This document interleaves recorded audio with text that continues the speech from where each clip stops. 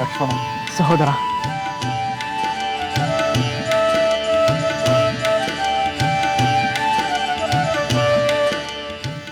ಲಕ್ಷ್ಮಣ, ಅದೃಷ್ಟವಶಾತ್ ನೀನು ಮೃತ್ಯುವಿನ ಮನೆಯ ದ್ವಾರದಿಂದ ಹಿಂದಿರುಗಿ ಬಂದೆ. ನೀನಿಲ್ಲದೆ ನನಗೆ ಜೀವಿತದಲ್ಲಿ ಯಾವುದು ಬೇಕಿರಲಿಲ್ಲ ಸೋದರ. ಈ ಯುದ್ಧ, ಈ ವಿಜಯ ಯಾವುದು ನಿನಗಿಂತ ಮುಖ್ಯವಲ್ಲ. ಸಹೋದರ, ನಿನ್ನ ಅಪಾರವಾದ ವಾತ್ಸಲ್ಯವೇ ನನ್ನನ್ನು ಬದುಕಿಸಿ. ನೀನು ನನ್ನ ಮೇಲಿನ ಪ್ರೀತಿಯಿಂದ ದುರ್ಬಲನಾಗಬಾರದು.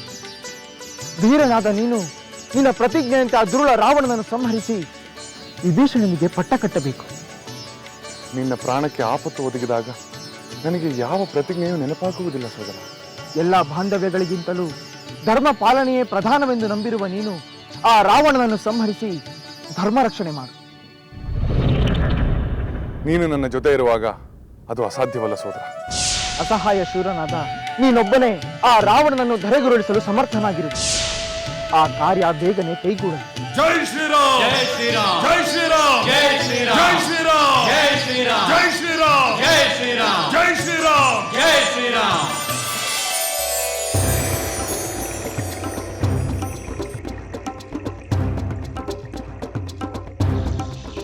ಪ್ರಣಾಮಗಳು ಮಹಾಪ್ರಭು.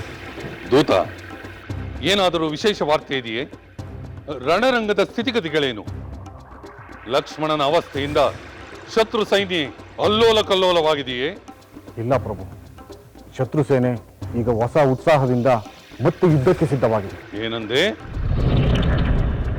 ಮತ್ತೆ ಯುದ್ಧಕ್ಕೆ ಸಿದ್ಧರಾಗಿರುವರೆ? ಲಕ್ಷ್ಮಣನಿಗಾಗಿ ರಾಮ ವಾನರ ವೀರರು ದುಃಖಿಸುತ್ತಿಲ್ಲವೇ? ದುಃಖಿಸಲು ಅವಕಾಶವಿಲ್ಲದಂತೆ ಲಕ್ಷ್ಮಣ ಮತ್ತೆ ಎದ್ದು ಕುಳಿತಿದ್ದಾನೆ ಪ್ರಭು. ಏನು? ನನ್ನ ದಿವ್ಯಾಸ್ತ್ರದ ಪ್ರಹಾರದಿಂದ ಅವನು ಮತ್ತೆ ಎದ್ದು ಕುಳಿತುಕೊಳ್ಳಲು ಹೇಗೆ ಸಾಧ್ಯವಾಯಿತು?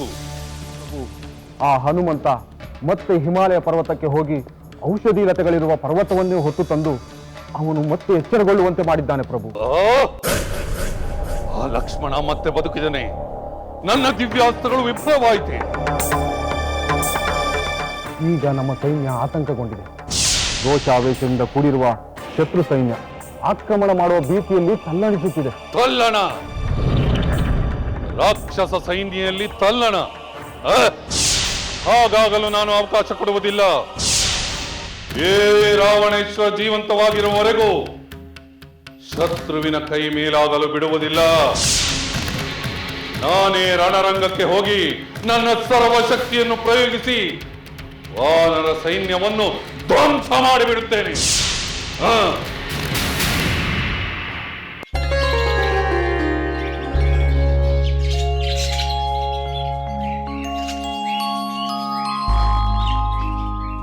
ತ್ರಿಜಟೆ, ತ್ರಿಜಟೆ, ಲಕ್ಷ್ಮಣನಿಗೆ ಎಚ್ಚರವಾಯಿತೆ? ಹೌದು ಸೀತೆ, ಲಕ್ಷ್ಮಣನ ಗಾಯಗಳು ವಾಸಿಯಾಗಿವೆ. ಲಕ್ಷ್ಮಣ ಎಚ್ಚರಗೊಂಡಿರುವನೆಂದು ತಿಳಿಯಿತು. ಹೌದೇ? ಎಂಥ ಶುಭವಾರ್ತೆಯನ್ನು ಹೇಳಿದೆ ತ್ರಿಜಟೆ. ಇನ್ನಾದರೂ ನನ್ನ ಸ್ವಾಮಿಯ ದುಃಖ ನಿವಾರಣೆಯಾಗುತ್ತದೆ. ದುಃಖ ನಿವಾರಣೆಯೂ ಆಗಿದೆ. ಜೊತೆಗೆ ಸೋದರನನ್ನು ಗಾಯಗೊಳಿಸಿದ ಆ ರಾವಣನ ಮೇಲೆ ಅಪಾರವಾದ ಆಕ್ರೋಶವೂ ಉಂಟಾಗಬೇಕು. ಆ ಆಕ್ರೋಶದ ಮಹಾಜ್ವಾಲೆ ಆ ದುರುಳ ರಾವಣನನ್ನು ಸುಟ್ಟು ಭಸ್ಮ ಮಾಡಬೇಕು. ಖಂಡಿತ ಸೀತೆ, ಇನ್ನು ಆ ರಾವಣ ಪಾರಾಗಲು ಯಾವ ದಾರಿಯೂ ಇಲ್ಲ. ತ್ರಿಜಟೆ, ಲಕ್ಷ್ಮಣ ಮೊದಲಿನಂತೆ ಆಗಲು ಹೇಗೆ ಸಾಧ್ಯವಾಯಿತು? ಯಾರ ಸಹಾಯ ದೊರಕಿತು? ಯಾರಾದರೂ ದೇವತೆಗಳು ನೆರವಾದರೆ? ಅಂಥ ಕಾರ್ಯ ಹನುಮಂತನನ್ನು ಬಿಟ್ಟು ಬೇರೆ ಯಾರಿಂದ ಸಾಧ್ಯ ಸೀತೆ? ಆ ಸಲದಂತೆ ಈ ಸಲವೂ ಲಕ್ಷ್ಮಣನ ಕ್ಷೇಮಕ್ಕೆ ಮಹಾಬಲನಾದ ಹನುಮಂತ ಸಾಹಸ ಮಾಡಿದ. ಮಹಾತ್ಮನಾದ ಹನುಮಂತ ಮತ್ತೆ ಸಾಹಸ ಮಾಡಿದನೆ? ಹೌದು ಸೀತೆ. ಸುಷೇಣನ ಸಲಹೆಯಂತೆ ಔಷಧಿ ಲತೆಗಳನ್ನು ತರಲು ಹಿಮಾಲಯಕ್ಕೆ ಹೋದನಂತೆ. ಈ ಸಲವೂ ಅವನು ಆ ಪರ್ವತವನ್ನು ಹೊತ್ತು ತಂದನಂತೆ. ಸುಷೇಣ ಚಿಕಿತ್ಸೆ ನೀಡಿದ ನಂತರ ಲಕ್ಷ್ಮಣ ಎಚ್ಚರಗೊಂಡನಂತೆ. ಶ್ರೀರಾಮನ ಸಂತೋಷಕ್ಕೆ ಪಾರವೇ ಇಲ್ಲವಂತೆ. ಸೋದರನನ್ನು ಆಲಂಗಿಸಿಕೊಂಡು ಆನಂದ ಬಾಷ್ಪ ಸುರಿಸಿದನಂತೆ. ತ್ರಿಜಟೆ, ನನಗೀಗ ಸಮಾಧಾನವಾಯಿತು. ಲಕ್ಷ್ಮಣ ಈ ಆಪತ್ತಿಂದ ಪಾರಾದನಲ್ಲ ಎಂದು ನೆಮ್ಮದಿಯಾಯಿತು. ಆದರೆ ನನ್ನ ಕಾರಣವಾಗಿ ನಡೆಯುವ ಈ ಆಪತ್ಕಾರಿ ಘಟನೆಗಳಿಗೆ ಎಂದು ಕೊನೆ ತ್ರಿಜಟೆ? ಕೊನೆಯಾಗುವ ಕ್ಷಣ ಸನ್ನಿಹಿತವಾಗಿದೆ ಸೀತೆ. ರಾಮನ ಮಹಾಪರಾಕ್ರಮ ಪ್ರದರ್ಶನಕ್ಕೆ ಕಾಲ ಕೂಡಿ ಬಂದಿದೆ. ಇಷ್ಟರಲ್ಲೇ ರಾವಣನ ಅಂತ್ಯವೂ ಸಂಭವಿಸುತ್ತದೆ. ರಾವಣನ ಅವಸಾನದ ವಾರ್ತೆಯನ್ನು ನೀನು ಹೇಳಿಬಿಟ್ಟರೆ ನನಗೆ ಇನ್ನು ಯಾವ ವಾರ್ತೆಯನ್ನು ಕೇಳುವ ಕುತೂಹಲವಿರುವುದಿಲ್ಲ. ಆ ವಾರ್ತೆಯನ್ನು ನಾನೇ ಬಂದು ತಿಳಿಸುತ್ತೇನೆ ಸೀತೆ. ಈಗ ನಾನು ಹೊರಡುತ್ತೇನೆ. ಹೋಗಿ ಬಾ ತ್ರಿಜಟೆ.